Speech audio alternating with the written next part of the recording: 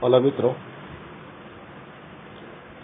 આજે આપણે 11 જીવ વિજ્ઞાન પ્રકરણ નંબર 18 રુધિર પરિવહન આ તંત્રની શરૂઆત કરીશું. તો આપણે જે વર્ગીકરણમાં જે શરૂઆતમાં એક કોષી સજીવો અસ્તિત્વમાં આવ્યા, ત્યારબાદ ક્રમશઃ બહુકોષી સજીવો, બહુકોષી સજીવોમાં પેશી વિહીન, પેશી ધરાવતા અને ત્યારબાદ અંગો અને અંગતંત્રો ધરાવતા જટિલ રચના ધરાવતા સજીવો ઉત્પન્ન થયા. એક કોષી સજીવોમાં એક જ કોષ હોવા છતાં બધી જ દેહધાર્મિક ક્રિયાઓ બહુકોષી સજીવોમાં જેટલી થાય છે એટલી કોષમાં થાય છે, પણ બહુકોષી અને પેશી અંગો ધરાવતા સજીવોમાં જુદા જુદા કાર્યો કરવા માટે જુદા જુદા અંગતંત્રોની રચના થયેલી હોય છે, જેવા કે પાચન તંત્ર, પરિવહન તંત્ર, ઉત્સર્જન તંત્ર, શ્વસન તંત્ર, ચેતાતંત્ર, પ્રજનન તંત્ર. એ પૈકીનું આપણે પાચન તંત્ર આગળ શીખી ગયા છે. હવે આપણે શીખવાનું છે પરિવહન તંત્ર. તો પરિવહન તંત્રની જરૂરિયાત શા માટે છે? તો આપણે જોઈએ કે એક કોષી સજીવો હોય કે બહુકોષી પણ પેશી અને અંગોનો અભાવ હોય તેવા સજીવોમાં પ્રસરણ પદ્ધતિથી દ્રવ્યોની આપલે સરળતાથી થઈ શકે છે,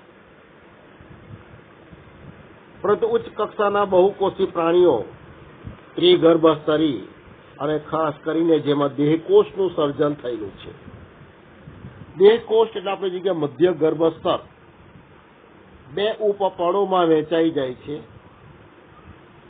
અને એની વચ્ચે એક નવું પોલાણ સર્જાય છે, જેને આપણે દેહકોષ અથવા શરીર ગુહા તરીકે ઓળખી ગયા છે. હવે આ દેહકોષથી પ્રાણીઓમાં સૌ પ્રથમ પરિવહનની જરૂરિયાત ઊભી થઈ. એનું કારણ આપણે જોઈએ કે દેહકોષથી પ્રાણીઓ એમાં સૌથી બહાર છે બાહ્ય ગર્ભસ્તર,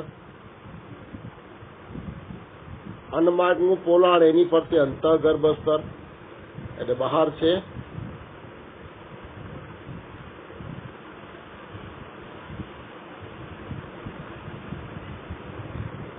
અંદરનું છે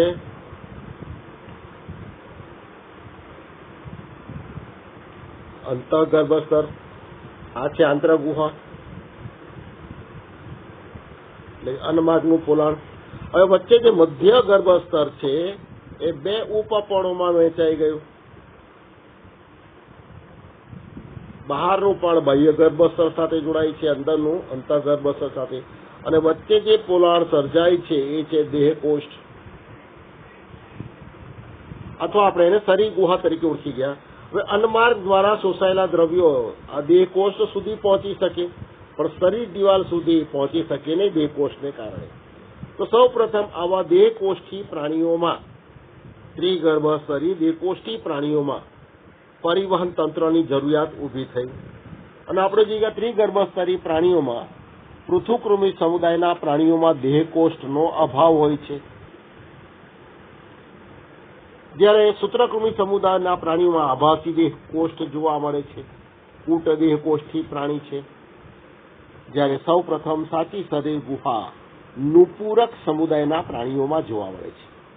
એટલે સૌ પ્રથમ પરિવહન તંત્ર નુપૂરક સમુદાયના પ્રાણીઓમાં જોવા મળે છે. આ પરિવહન તંત્રની અંદર રુધિર અને લસિકા બેનું વહન થાય છે. એટલે લસિકા તંત્ર અને રુધિર અભિષણ તંત્ર એનું સર્જન થયું. તો શા માટે અને કયા કયા દ્રવ્યોની એના દ્વારા વહન થાય છે? તો આપણે લઈએ કે જીવંત કોષોને પોષક ઘટકોની જરૂર છે. પાચન તંત્રમાં આપણે જોઈ ગયા કેશાંત્રની અંદર સરળ સ્વરૂપમાં ફેરવાયેલા ઘટકો શેષાંત્રની દિવાલ મારફતે શોષાય છે, અને આવા પોષક ઘટકો રુધિર મારફતે દરેકે દરેક જીવંત કોષો સુધી પહોંચે છે. એ ઉપરાંત દરેક કોષોને દેહદાનની ક્રિયા કરવા માટે ઓક્સિજનની પણ જરૂર છે. આ ઓક્સિજનનું વહન પણ પરિવહન તંત્ર મારફતે થાય છે. કેટલાક અન્ય જરૂરી પદાર્થો જેવા કે અંતઃસ્રાવો એનું પણ વહન રુધિર મારફતે થાય છે. અને ચયાપચયની ક્રિયા દરમિયાન જીવંત કોષોમાં જ્યારે નકામા અને હાનિકારક પદાર્થો સર્જાય છે એ દૂર થવા જોઈએ. એનું પરિવહન પણ રુધિર અને લસિકા મારફતે થાય છે. અને ઉપરાંત કોષીય શ્વસનને અંતે જે CO2 સર્જાય છે એ CO2 પણ દૂર થવો જોઈએ. CO2 ને પણ શ્વસન તંત્ર ફેફસા સુધી લઈ જવાનું કાર્ય આ પરિવહન તંત્રનું છે. તો આ રીતે આ બધા ઘટકો અથવા પદાર્થો એની કોષો સુધી અને કોષોમાંથી નિકાલ માટે ચોક્કસ ક્રિયાવિધિની જરૂર છે. આ પરિવહન માટે વિવિધ પ્રાણી સમૂહો આ વહન માટે વિવિધ પદ્ધતિઓ વિકસાવે છે. દાખલા તરીકે આપણે જોઈએ વાદળી કોષ્ઠાંતરી સમુદાયના પ્રાણીઓ. વાદળી એટલે સછિદ્ર સમુદાયમાં આવે છે. કોષ્ઠાંતરી સમુદાયના પ્રાણીઓ એમાં હાઇડ્રા, જેલીફિશ, પ્રવાળ વગેરે આવે છે. તેમાં શરીર ગુહામાં પરિવહન દ્વારા કોષો દ્વારા પદાર્થોની આપલે શરીર ગુહા દ્વારા થાય છે. એટલે શરીર ગુહા આ પદાર્થોની આપલે શક્ય બનાવે, સાનુકૂળ બનાવે છે. જટિલ કક્ષાના જે પ્રાણીઓ છે એ પદાર્થોના વહન માટે શરીરમાંના વિશિષ્ટ પ્રવાહીનો ઉપયોગ કરે છે. અને માનવ સહિત ઉચ્ચ કક્ષાના સજીવોમાં રુધિર અને લસિકા ઉપયોગી દેહ જળ પ્રવાહી છે. તો આ રીતે જુદા જુદા પ્રાણીઓમાં વહન માટે આ સજીવો વિવિધ પદ્ધતિઓ વિકસાવે છે. તો હવે આપણે જોઈએ રુધિરાભિસરણ તંત્ર. તેમાં સાનો સમાવેશ થાય છે. તો આ રુધિરાભિસરણ તંત્ર એમાં એક તો સૌથી પહેલા રુધિરનું અભિસરણ થાય છે. અને રુધિર એ વિશિષ્ટ સંયોજક પેશી છે, અથવા આપણે એને પ્રવાહી સંયોજક પેશી કહીશું. આ રુધિરનું જે વહન થાય છે રુધિર વાહિનીઓમાં થાય છે. રુધિર વાહિનીઓનો પ્રકાર આપણે જોઈએ ગયા ધમની અને શિરા. તો હૃદય તરફથી શરીરના વિવિધ અંગો તરફ શુદ્ધ રુધિરનું વહન કરતી રુધિર વાહિનીઓ એને ધમની તરીકે ઓળખવામાં આવે છે.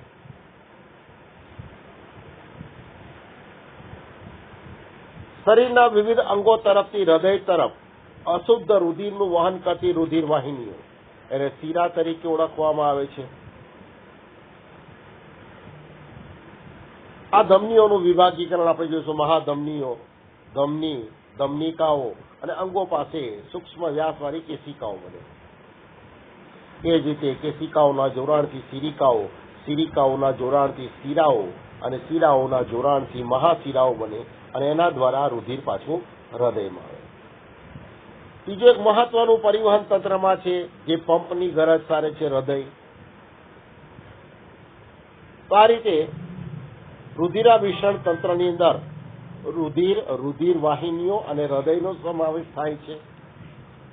સૌથી પહેલા આપણે જોઈએ એમાં જે રુધિર. તો રુધિર એક સંયોજક પેશીનો પ્રકાર છે, વિશિષ્ટ સંયોજક પેશી, અથવા આપણે એને પ્રવાહી સંયોજક પેશી તરીકે ઓળખી રહ્યા છીએ.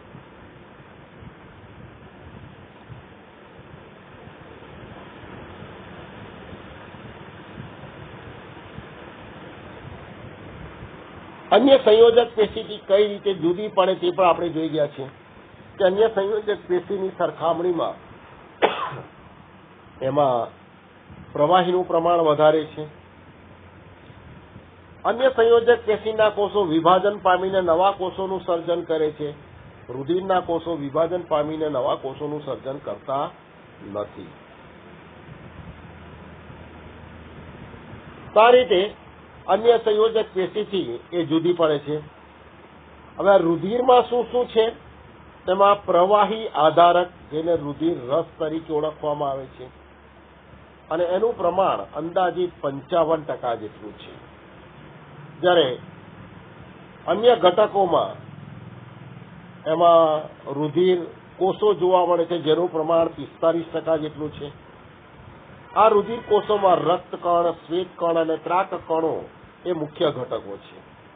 તો આ રીતે આપણે સામાન્ય રીતે રુધિરનું બંધારણ જોઈએ તો પ્રવાહી સંયોજક પેશી છે કે જેમાં 55% રુધિર રસ અને 45% રુધિર કોષો આવેલા છે.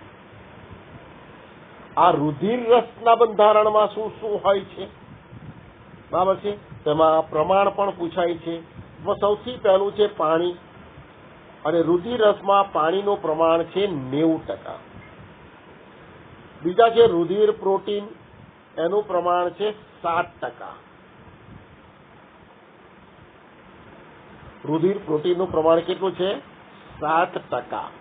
આ રુધિર પ્રોટીન 3 મુખ્ય પ્રોટીન છે: આલ્બ્યુમિન પ્રોટીન, ગ્લોબ્યુલિન પ્રોટીન અને ફાઇબ્રિનોજેન, જેને સીરમ આલ્બ્યુમિન, સીરમ ગ્લોબ્યુલિન અને ફાઇબ્રિનોજેન તરીકે પણ ઓળખવામાં આવે છે.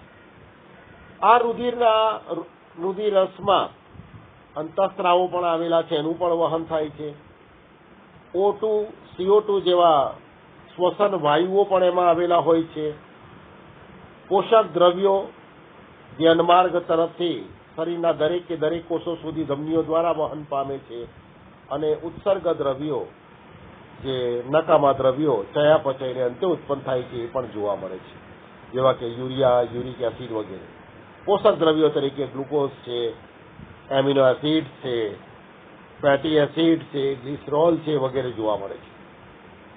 તો આ રીતે રુધિર રસમાં લગભગ 7 જેટલા ઘટકો જોવા મળે. રુધિર રસમાં કેટલા ઘટકો છે? 7. નંબર પણ યાદ રાખજો.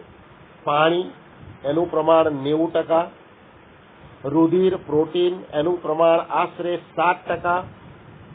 એ ઉપરાંત એમાં અંતઃસ્ત્રાવો, શ્વસન વાયુ તરીકે O2 અને CO2, પોષક દ્રવ્યો અને ઉત્સર્ગ દ્રવ્યો એટલે નકામા દ્રવ્યો, આવા 7 ઘટકો રુધિર રસમાં રહેલા હોય છે. હવે રુધિર કોષો તો 45% એમાં રુધિર કોષો આવેલા હોય છે. આ રુધિર કોષો 3 પ્રકારના છે: રક્તકણ, જેને એરિથ્રોસાઇટ્સ તરીકે ઓળખવામાં આવે છે. બીજા છે શ્વેતકણ, જેને લ્યુકોસાઇટ્સ તરીકે ઓળખવામાં આવે છે.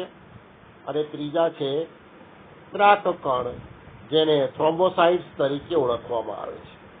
રક્તકણ, એરિથ્રોસાઇટ્સ; શ્વેતકણ, લ્યુકોસાઇટ્સ; અને ત્રાકકણ એટલે થ્રોમ્બોસાઇટ્સ. આ 3 રુધિર કણો પૈકી સૌથી વધુ પ્રમાણમાં હોય તે રક્તકણો છે. હવે આ રક્તકણ, એના વિશે પ્રશ્ન છૂટો પૂછાય છે 2 માર્કમાં.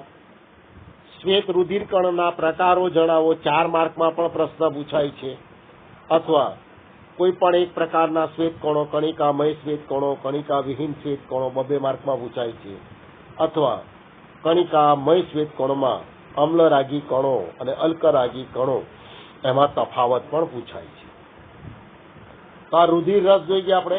હવે એમાં એક ઘટક આપણે જે જોવાના છે, તો સૌથી પહેલો છે રુધિર રસનું બંધારણ અને તેમના કાર્યો. સૌથી પહેલો પ્રશ્ન કયો છે? રુધિર રસનું બંધારણ અને તેમના કાર્યો. તો રુધિર રસ આછા પીળાશ પડતા રંગનું સ્નિગ્ધ પ્રવાહી છે, અને કુલ રુધિરમાં તેનું પ્રમાણ કેટલું છે આપણે જોઈ ગયા? 55%. આગળ આશરે 50%થી વધારે અને 50%થી ઓછું. રુધિર રસનું પ્રમાણ આપેલું હતું 50%થી વધારે, અને રુધિર કોષોનું પ્રમાણ આપેલું હતું 50%થી ઓછું. અહીંયા ચોક્કસ પ્રમાણ આપેલું છે. રુધિર રસનું પ્રમાણ કેટલું? કુલ રુધિરમાં 55% જેટલું હોય છે. તેમાં આપણે લગભગ 7 જેટલા ઘટકો જોઈએ છે, વિવિધ ઘટકો, અને એના કાર્યો હવે આપણે જોઈએ. કેટલા ઘટકો છે? વિવિધ ઘટકો એટલે 7 ઘટકો છે. તો સૌથી પહેલું આપણે જોઈએ પાણી. એનું પ્રમાણ છે 90 થી 92%, બરાબર છે, અને એ ધારણ કરેલા ઘટકોના દ્રાવક તરીકે વર્તે છે. પાણી આપણે જે ઉત્તમ દ્રાવક છે. એ ઉપરાંત એમાં છે બીજું છે વિવિધ ક્ષારો, Na+2, Ca+2, Mg+2, HCO3- ion, Cl- ion, bicarbonate. તો આ બધા જે ક્ષારોનું કાર્ય શું છે? તો આ ક્ષારો આશ્રુતિની જાળવણી કરે છે, આશ્રુતિ, સમતોલન અને પીએચની જાળવણી કરે છે. એ ઉપરાંત કોષ રસ સ્તરની પ્રવેશશીલતાનું નિયમન પણ કરે છે. તો વિવિધ ક્ષારોનું કાર્ય આશ્રુતિ સમતોલન એટલે કે આશ્રુતિ નિયમન, પીએચની જાળવણી અને કોષ રસ સ્તરની પ્રવેશશીલતાનું નિયમન કરે છે. પીએચ એટલે આપણે આગળ શીખી ગયા છે દ્રાવણની અલ્કલીયતા કે અમ્લીયતા દર્શાવતા આંકને પીએચ કહે છે. તો બીજો ઘટક થઈ ગયો ક્ષારો. ત્રીજો ઘટક આપણે લઈએ રુધિર પ્રોટીન. એનું પ્રમાણ 6 થી 8% છે, આપણે આશરે 7% જોઈ ગયેલા. 3 મહત્વના રુધિર પ્રોટીન છે આલ્બ્યુમિન પ્રોટીન, અથવા આપણે એને સીરમ આલ્બ્યુમિન તરીકે પણ ઓળખી ગયેલા, ગ્લોબ્યુલિન પ્રોટીન અથવા એને સીરમ ગ્લોબ્યુલિન તરીકે આપણે ઓળખી ગયા, અને ફાઇબ્રિનોજેન. આ 3 રુધિર પ્રોટીન છે. તો એક માર્કમાં નીટમાં પ્રશ્ન પૂછાશે આમાંથી કયા રુધિર પ્રોટીન છે. 3 ના જોડકા આપેલા હશે. તો આલ્બ્યુમિન, ગ્લોબ્યુલિન અને ફાઇબ્રિનોજેન એ રુધિરમાં રહેલા પ્રોટીન છે. હવે આ 3 પ્રોટીનનું કાર્ય શું છે? તો સૌથી પહેલા આપણે જોઈએ આલ્બ્યુમિન પ્રોટીન. એનું કાર્ય છે આશ્રુતિ નિયમન અને પીએચની જાળવણી. આલ્બ્યુમિન પ્રોટીન શું કાર્ય છે? આશ્રુતિ નિયમન અને પીએચ જાળવણી. બીજું છે ગ્લોબ્યુલિન પ્રોટીન, રોગ પ્રતિકારકતા માટે જરૂરી પ્રોટીન છે. અને ત્રીજું છે ફાઇબ્રિનોજેન, રુધિર ગંઠાઈ જવાની પ્રક્રિયા માટે જરૂરી પ્રોટીન છે. તો આ 3 પ્રોટીનના જે કાર્યો છે એ 1 માર્કમાં ખાસ કરીને પૂછાય છે, અથવા જોડકા બનાવીને પણ આમાંથી પ્રશ્ન પૂછવામાં આવે છે. તો રુધિર પ્રોટીન, એના કાર્યો અને પ્રમાણ. ત્યારબાદ આપણે જોઈ ગયા પોષક દ્રવ્યો. તો પોષક દ્રવ્યો તરીકે ગ્લુકોઝ, એમિનો એસિડ, લિપિડ જેમાં ફેટી એસિડ અને ગ્લિસરોલ,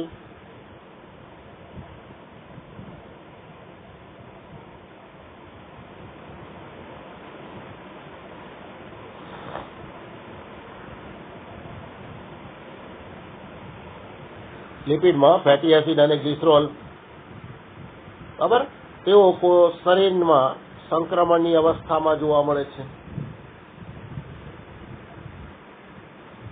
એ ઉપરાંત નકામા દ્રવ્યો, એમાં યુરિયા, યુરિક એસિડ, ક્રિએટિનાઇન વગેરે જોઈએ આપણે. અને ચોક્કસ પ્રમાણમાં એમાં અંતઃસ્રાવો પણ રહેલા હોય છે. હવે આમાં એક પ્રશ્ન પૂછાય છે સીરમ. તેમાં રુધિર ગંઠાઈ જવાના કારકો વગરના રુધિરને સીરમ કહેવામાં આવે. રુધિર ગંઠાઈ જવા માટેના જે કારકો છે એ સિવાયના રુધિર રસને સીરમ તરીકે ઓળખવામાં આવે છે. રુધિર જામી જવાની ક્રિયા માટે એટલે કે ગંઠાઈ જવાની ક્રિયા માટેના જે કારકો છે એ રુધિર રસમાં નિષ્ક્રિય સ્વરૂપમાં હોય છે. જ્યારે ઈજા થાય, રક્તસ્રાવ થાય, ત્યારે ચોક્કસ કારકો સક્રિય બને છે, પણ શરીરમાં એ નિષ્ક્રિય સ્વરૂપમાં હોય છે. બરાબર છે? તો સીરમ એટલે શું? આ 1 માર્કનો મહત્વનો પ્રશ્ન છે કે રુધિર ગંઠાઈ જવાના કારકો વગરના રુધિર રસને સીરમ તરીકે ઓળખવામાં આવે છે. તમને પણ કદાચ ખ્યાલ હશે, આપણને ઈજા થાય, રક્તસ્રાવ થાય, થોડોક સમય સુધી આ રક્તસ્રાવ ચાલુ રહે અને પછી એ સ્થાને રુધિર ગંઠાઈ જાય છે, એટલે ત્યાં એક પોપડો બંધાઈ જાય છે. થોડા સમય પછી આપણે ધીમે રહીને જે પોપડો ઉચકીએ તેમાંથી સ્વચ્છ પીળાશ પડતા રંગનું પ્રવાહી નીકળે છે, અને એ પ્રવાહી એટલે સીરમ છે. પોપડો બંધાઈ ગયા બાદ પોપડાને ઉચકીએ તેમાંથી સ્વચ્છ પીળાશ પડતા રંગનું જે પ્રવાહી નીકળે છે એ પ્રવાહીને શું કહેવાય? સીરમ તરીકે ઓળખવામાં આવે છે. તો અહીંયા એક એક માર્કના પ્રશ્નો થઈ ગયા. રુધિરરસમાં પાણીનું પ્રમાણ પહેલો પ્રશ્ન, રુધિરરસમાં આવેલા ક્ષારો એના કાર્ય બીજો પ્રશ્ન, રુધિર પ્રોટીનનું પ્રમાણ ત્રીજો પ્રશ્ન, 3 રુધિર પ્રોટીન અને તેના કાર્યો 2 કોલમ બનાવીને પણ પૂછી શકાય છે, અને સીરમ બરાબર છે કોને કહેવાય, અથવા રુધિર ગંઠાઈ જવા માટેના કારકો સિવાયના રુધિરરસને શું કહે છે, બરાબર? તો એમાં સીરમ સાચો જવાબ આવશે. તો આ રીતે રુધિરરસનું બંધારણ એ આપણને 2 માર્કમાં પૂછાશે, અને એમાંથી ઘણા બધા નીટ માટેના MCQ પ્રશ્ન પણ છે. તો આ થઈ ગયું રુધિરરસ. હવે આપણે લઈએ રુધિર કણો. હવે આપણે લઈશું રુધિર કણો, એના પ્રકાર, પ્રમાણ અને કાર્યો. તો રુધિર કણો તરીકે આપણે જોઈએ કે રુધિરમાં રુધિર કોષોનું જે પ્રમાણ છે એ આશરે 45% જેટલું છે, અને મુખ્ય 3 પ્રકારના રુધિર કણો છે. રક્ત કણો, જેને રેડ બ્લડ સેલ્સ તરીકે ઓળખવામાં આવે છે, ટૂંકમાં RBC, અથવા આપણે જોઈએ એને ઇરિથ્રોસાઇટ્સ તરીકે ઓળખવામાં આવે છે. શ્વેત રુધિર કણો, વ્હાઇટ બ્લડ સેલ્સ, ટૂંકમાં એને WBC તરીકે ઓળખવામાં આવે છે, અને લિમ્ફોસાઇટ્સ, અને પછી રુધિર કણિકાઓ, બરાબર છે, જેને ત્રાક કણો તરીકે પણ ઓળખવામાં આવે છે. હવે સૌથી પહેલું આપણે એમાંથી લઈએ રક્તકણો. જેને આપણે ઇરિથ્રોસાઇટ્સ તરીકે ઓળખી ગયા, અથવા RBC, રેડ બ્લડ સેલ્સ. સૌથી વધુ પ્રમાણમાં જો રુધિર કોષો આવેલા હોય રુધિરમાં તો એ છે ઇરિથ્રોસાઇટ્સ. એક સ્વસ્થ પુખ્ત માનવીમાં એનું પ્રમાણ કેટલું હોય છે, આ એક માત્ર મહત્વનો પ્રશ્ન છે. તો 5 મિલિયનથી 5.5 મિલિયન પ્રતિ ઘન મિલીમીટર, 5 થી 5.5 મિલિયન પ્રતિ ઘન મિલીમીટર, એટલે 1 ઘન મિલીમીટર રુધિરમાં એનું પ્રમાણ 5 મિલિયનથી 5.5 મિલિયન જેટલું હોય છે. જુદા જુદા પ્રાણીઓમાં આ જે રક્તકણ છે એનો આકાર જુદો જુદો હોય છે. માનવીમાં અને સસ્તન વર્ગના પ્રાણીઓમાં એ દ્વિઅંતરગોળ હોય છે, કારણ કે માનવીના અને સસ્તન વર્ગના પ્રાણીઓમાં રક્તકણમાં કોષ કેન્દ્ર હોતો નથી. અને આપણે પેશી વખતે પણ, કોષ રચના વખતે પણ જોઈ ગયા છે કોષ કેન્દ્રના પ્રશ્નની અંદર કે કોષ કેન્દ્ર વિહીન કોષો કયા. તો એમાં એક જોઈ ગયા માનવીના રક્તકણો અને અનવાહક પેશીમાં ચાલની નલિકાના કોષો. તો આ રીતે રક્તકણ, માનવીના રક્તકણ દ્વિઅંતરગોળ હોય છે. તેનું સાચું કારણ કયું? તેમાં કોષ કેન્દ્રનો અભાવ હોય છે. તો અહીંયા વિધાન અને કારણ, તો આ જે માનવીના રક્તકણ દ્વિઅંતરગોળ હોય છે એ વિધાનમાં પૂછાશે. તો શા માટે તે કોષ કેન્દ્ર વિહીન હોય છે એ કારણમાં આપશે. તો વિધાન પૂછાશે, માનવીના રક્તકણ દ્વિઅંતરગોળ આકારના હોય છે, તો વિધાન સાચું. અને વિધાન આપેલું હોય માનવીના રક્તકણ દ્વિબહિર્ગોળ હોય છે, તે ખોટું. તો વિધાન સાચું આપેલું હોય દ્વિઅંતરગોળ છે, તો સાચું કારણ કયું? તો કોષ કેન્દ્ર વિહીન હોય છે. જ્યારે દેડકાના રક્તકણ લઈએ કે અન્ય પ્રાણીઓમાં, તેમાં કોષ કેન્દ્ર આવેલું હોય છે, એટલે એનો આકાર દ્વિબહિર્ગોળ હોય છે. માનવીમાં દ્વિઅંતરગોળ એટલે આપણે પોલો ખાઈએ છીએ, પોલોનો જ આકાર બંને કિનારીથી અંતરગોળ છે, એવા કંઈક રક્તકણનો આકાર જોવા મળે છે. આ રક્તકણ કેવા આકારના છે?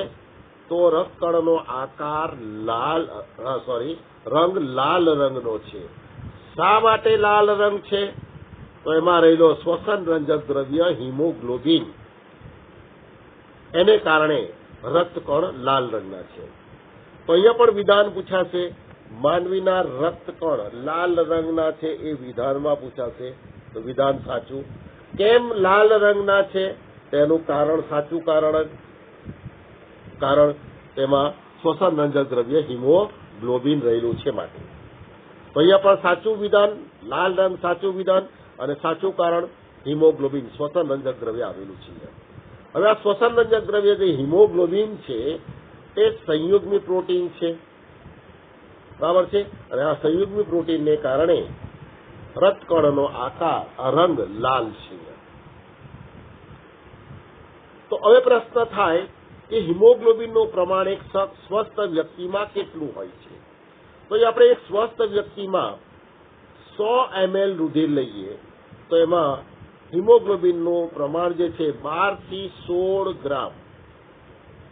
એક સ્વસ્થ વ્યક્તિમાં 12 થી 16 ગ્રામ પ્રતિ 100 ml રુધિર.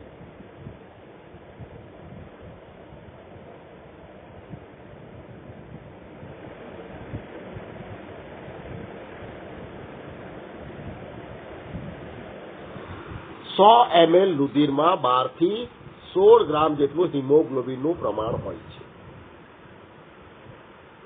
હવે આ રક્તકણ ક્યાં સર્જાય છે?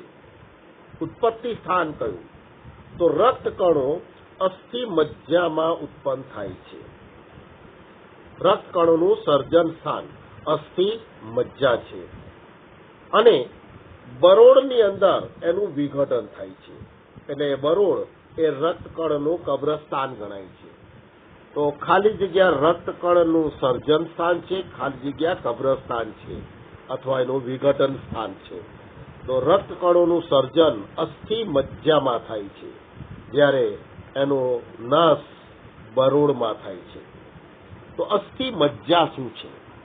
તો આપણે જોઈએ કે મોટા જે અસ્થિઓ છે એ પોલાણ ધરાવે છે અને એની પોલાણમાં રહેલું મજ્જા એને અસ્થિ મજ્જા તરીકે ઓળખવામાં આવે છે. આ અસ્થિ મજ્જાની અંદર રક્તકણોનું સર્જન થાય છે. તો અહીંયા સર્જન અને વિનાશ જોઈ ગયા કે વિઘટન જોઈ ગયા. હવે એનું આયુષ્ય કેટલું? તો રક્તકણોનું આયુષ્ય સરેરાશ આયુષ્ય 120 દિવસનું છે. રક્તકણનું સરેરાશ આયુષ્ય 120 દિવસનું છે.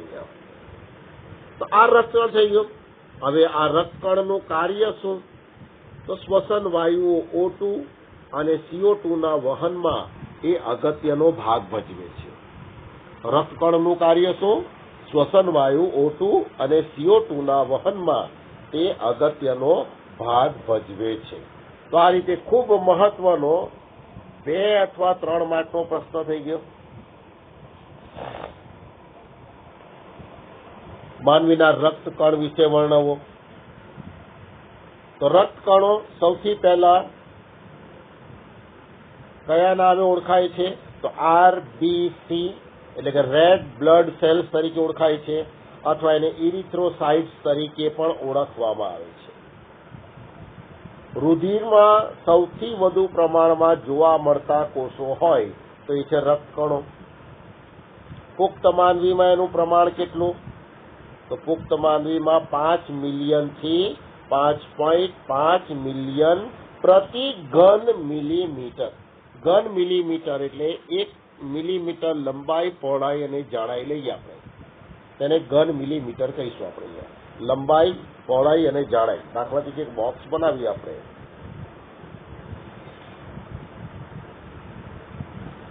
તો લંબાઈ, પહોળાઈ અને જાડાઈ ત્રણ કેટલી છે? 1 મિલીમીટર. તને આપણે કહીશું 1 ઘન મિલીમીટર થઈ ગયું. 1 ઘન મિલીમીટરમાં પ્રતિ ઘન મિલીમીટરમાં 5 મિલિયનથી 5.5 મિલિયન જેટલું એનું પ્રમાણ હોય છે. પુરુષોમાં પ્રમાણ થોડુંક વધારે હોય છે, સ્ત્રીઓમાં થોડુંક પ્રમાણ ઓછું હોય, 1 લાખનો તફાવત એમાં જોવા મળે છે. બીજું, માનવીના જે રક્તકણ છે કોષ કેન્દ્રવિહીન છે અને એને કારણે એનો આકાર દ્વિઅંતરગોળ બને છે, પોલો જેવો મેં તમને કહ્યું છે અહીંયા. એનો રંગ લાલ છે, એનું કારણ એમાં શ્વસન રંજક દ્રવ્ય અથવા સંયુગ્મી પ્રોટીન હિમોગ્લોબિન રહેલું હોય છે. માટે હિમોગ્લોબિનનું પ્રમાણ કેટલું? એક સ્વસ્થ વ્યક્તિમાં દર 100 ml રુધિરમાં 12 થી 16 ગ્રામ જેટલું હોય છે. રક્તકણનું સર્જન ક્યાં થાય છે, ક્યાં વિઘટન પામે છે, એટલે કે ઉત્પત્તિ સ્થાન અને કબ્રસ્તાન. તો રક્તકણ ઉત્પત્તિ સ્થાન આપણે જોઈએ તો અસ્થિ મજ્જા, બોન મેરો, અને એનું વિઘટન બરોળમાં થાય છે. અને એનું આયુષ્ય, સરેરાશ આયુષ્ય 120 દિવસનું છે. બરોળ પાચન માર્ગમાં એનો ઉલ્લેખ કરવામાં આવે છે. મોટા આંતરડાની સાથે જોડાયેલી એક લસિકા ગ્રંથિ છે. બરોળ એ શું છે? મોટા આંતરડા સાથે જોડાયેલી એક લસિકા ગ્રંથિ છે. અને આ બરોળમાં રક્તકણો વિઘટન પામે છે. અને છેલ્લે એનું કાર્ય આપણે જોઈ ગયા કે રક્તકણોનું કાર્ય શ્વસન વાયુઓ O2 અને CO2 એના વહનમાં એ મદદરૂપ થાય છે. તો આ થઈ ગયો રક્તકણોનો પ્રશ્ન. બીજો પ્રશ્ન છે એ શ્વેતકણોનો છે. અને શ્વેતકણોનો જે પ્રશ્ન છે એ આપણે ચાર્ટ દ્વારા શીખીશું. આમાં વર્ણન થોડુંક ઓછું આપેલું છે, બરાબર છે, પણ જોઈશું એ બીજા વિડીયોમાં આપણે જોઈ લઈશું. Thank you all.